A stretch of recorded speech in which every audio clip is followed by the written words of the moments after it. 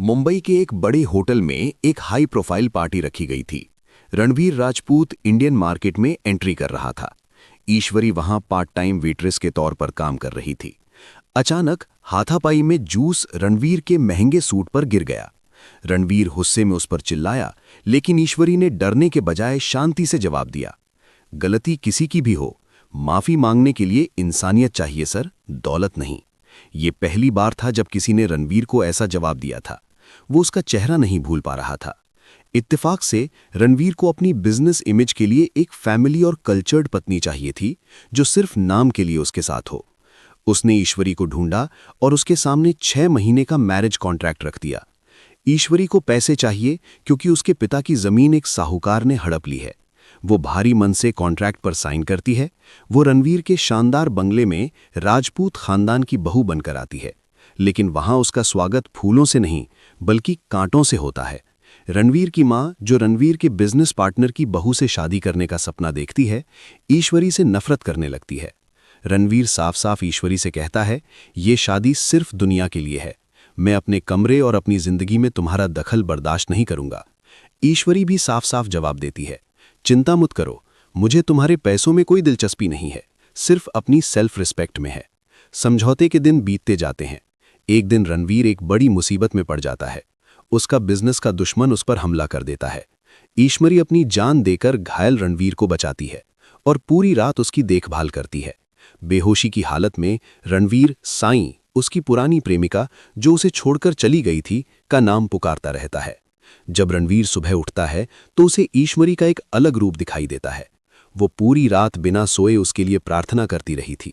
रणवीर का बर्फ जैसा जमा हुआ दिल टूटने लगता है, लेकिन उसी समय उसे एक अनजान कॉल आता है, जिसमें ईश्वरी के अतीत के बारे में कुछ चौंकाने वाली जानकारी होती है।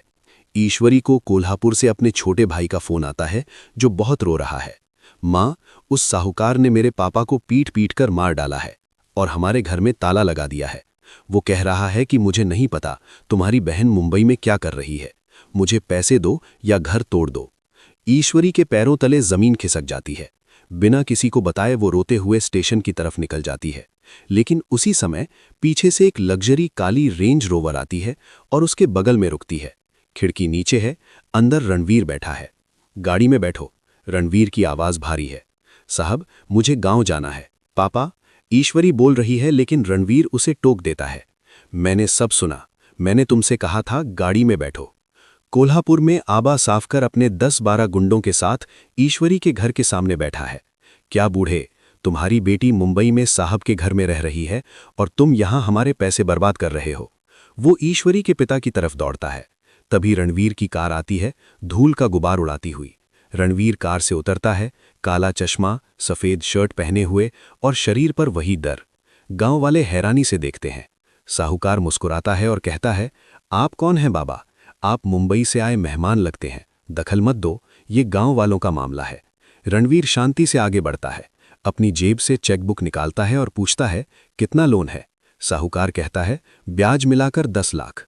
रणवीर 10 लाख का चेक फाड़ देता है और साहूकार के मुंह पर थप्पड़ मारता है, ये लो अपने पैसे, लेकिन एक बात याद रखना, अगर तुमने इस घर के लोगों को हाथ लगाया तो मुझे तुम्हारा कोल्हापुर मार्केट खोलने में 10 मिनट भी नहीं लगेंगे। साहूकार गुस्से में चिल्लाता है, अरे पकड़ो इसे, देखते हैं कैसे जाता है। साहूकार के गुंडे रणवीर की तरफ दौड़ते हैं। ईश्वरी डर के मारे चिल्लाती है, रणवीर सर, ध्यान रखना। लेकिन रणवीर सिर्फ एक बिजनेसमैन नहीं था, उसने लंदन में मार्शल आर्ट्स की ट्रेनिंग ली थी। अगले 5 मिनट तक सिर्फ हड्डियां टूटने की आवाज और गुंडों की चीखें सुनाई देती हैं। रणवीर अकेला ही उन सब में सबसे बड़ा है। वो साहूकार के जबड़े पर एक आखिरी जोरदार मुक्का मारता है और कहता है, अगर तुम दोबारा इस तरफ आए तो तुम्हें कोल्हापुर में जगह नहीं मिलेगी। रात में ईश्वरी के पुराने घर में शांति है। ईश्वरी रणवीर के हाथ के घाव पर हल्दी लगा रही है। उसकी आंखों में आंसू हैं। आपने ऐसा क्यों किया सर? हमारा रिश्ता सिर्फ 6 महीने के कॉन्ट्रैक्ट के लिए था ना? वो रोते हुए पूछती है। रणवीर उसका हाथ पकड़ता है और उसकी आंखों में देखकर कहता है, ईश्वरी, वो कॉन्ट्रैक्ट कागज पर था, लेकिन आज जब मैंने तुम्हें मुश्किल में देखा तो मुझे एहसास हुआ कि तुम मेरे लिए सिर्फ एक कॉन्ट्रैक्ट नहीं हो। जब साईं चली गई थी तो मैंने खुद को पत्थर बना लिया था, लेकिन तुमने उस पत्थर को फिर से तोड़ दिया है। ईश्वरी की आंखों का डर अब भरोसे में बदल गया था, लेकिन कहानी का ट्विस्ट अभी बाकी है।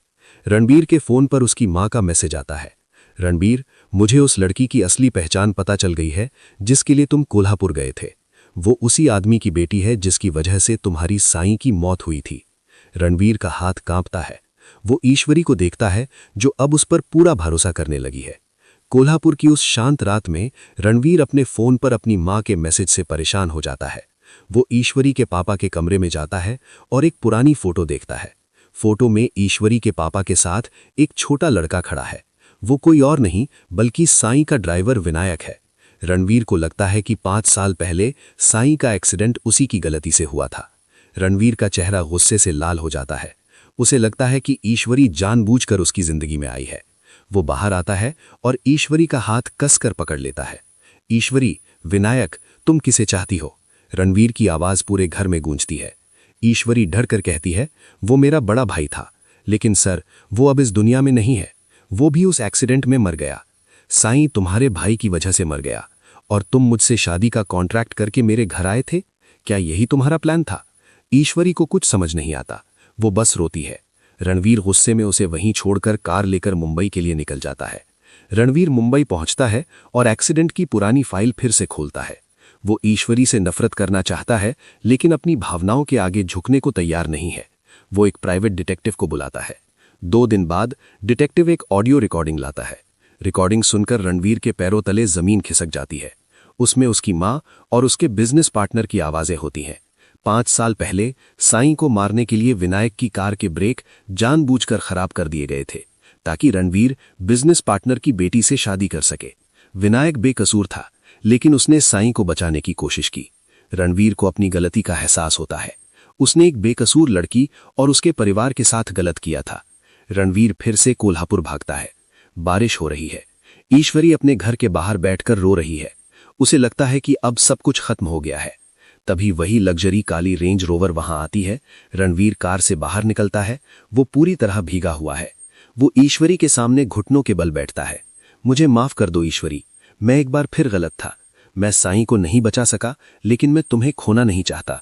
मैं आज ये 6 महीने का कॉन्ट्रैक्ट तोड़ रहा हूं क्योंकि मुझे तुम जिंदगी भर चाहिए। ईश्वरी उसकी आंखों में देखती है। उसे उसकी बातों में पछतावा और सच्चा प्यार दिखता है। वो दौड़कर उसे गले लगा लेती है। बारिश उनकी नई शुरुआत की गवाह है। एंडिंग, एक नई जिंदगी। रणवीर अपनी मां को घर से नहीं निकालता बल्कि उसकी गलती की सजा के तौर पर उसे एक आश्रम में रहने के लिए भेज देता है। वो ईश्वरी को एक राजपूत परिवार की बहू के तौर पर इज्जत के साथ अपने घर ले आता है। ईश्वरी के पिता का कर्ज चुकता हो जाता है और उनका घर एक बार फिर से अपने जैसा हो जाता है। पैसों के लिए शुरू हुआ कॉन्ट्रैक्ट अब एक बेकार रिश्ते में बदल गया है जो कभी खत्म नहीं होगा।